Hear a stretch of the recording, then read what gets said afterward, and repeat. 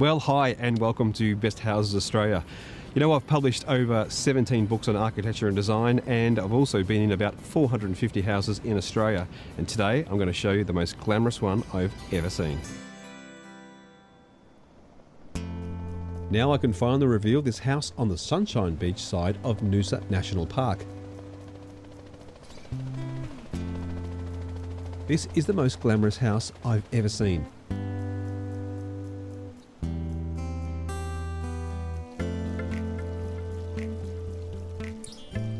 It was designed by Chris Clout and built by his uncle Glen Watson, who with his partner Deb took on the labour of love. The results are, well, let the pictures tell the story.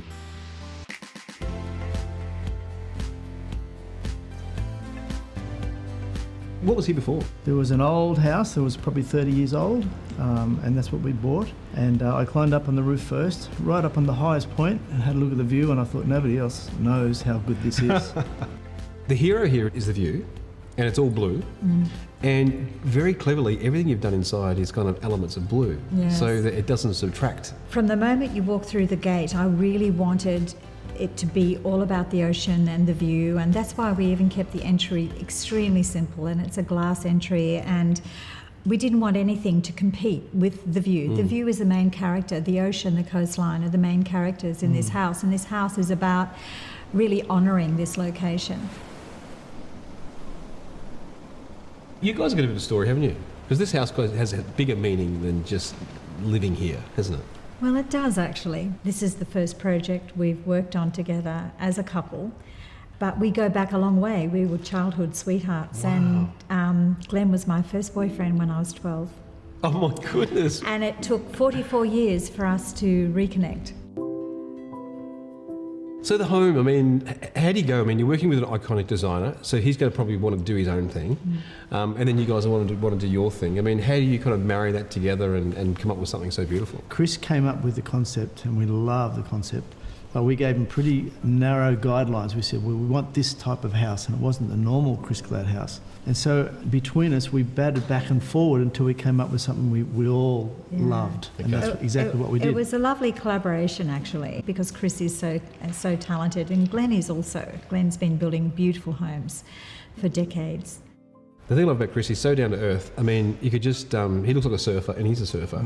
But you look at his work, and it's just world class. But he's such a humble, down to earth guy. And he's related to you. Yeah, he's my nephew.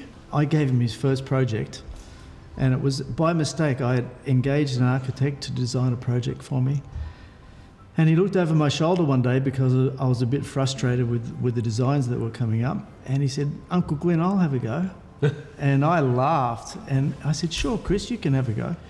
That afternoon he came back with an A3 sheet pencil sketched design that I ended up building, and it won awards and broke all records.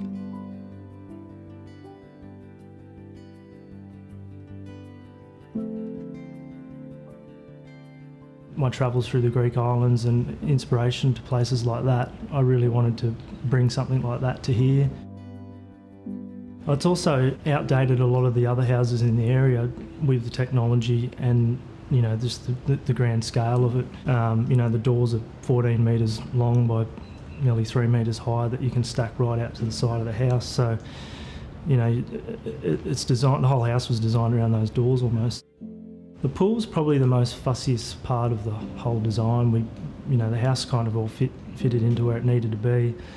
The pool was sort of like so many different options and sizes and fitting the shape of the site and stuff like that. And really it was all about pool fence, trying to eliminate it and what's the options, and went backwards and forwards. And I think the big one that stands out is the floating day beds that probably grabs people's attention. Pretty cool pool.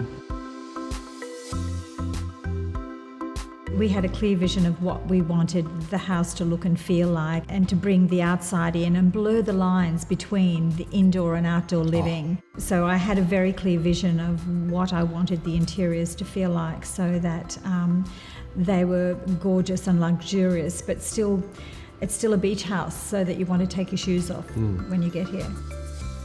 We really wanted this to be a world-class home that anyone from around the world would love and fall in love with. And so it's got an international feel, and yet we still wanted to keep that beachiness. It has an international it. feel. It's Greek islands, it's That's it. Portofino. Yes, coastline of Spain, the Big Sur, California, all the places I've travelled to. Yes, yeah. And you've kind of married all those pieces together, and here we are in beautiful Noosa, That's which, it. in my opinion, is the most beautiful place on the planet. Oh, it is.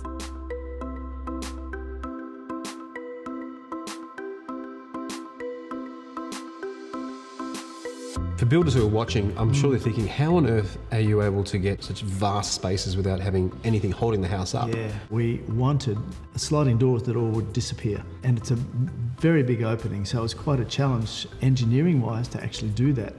With a rooftop garden up top and sliding doors below and a 14-metre wide opening, the amount of weight suspended is enormous. So you pulled it off. We have pulled it off in such a way, the beam is on the roof instead of underneath, massive concrete beam, and it's been incorporated in the garden so that it's not so visible.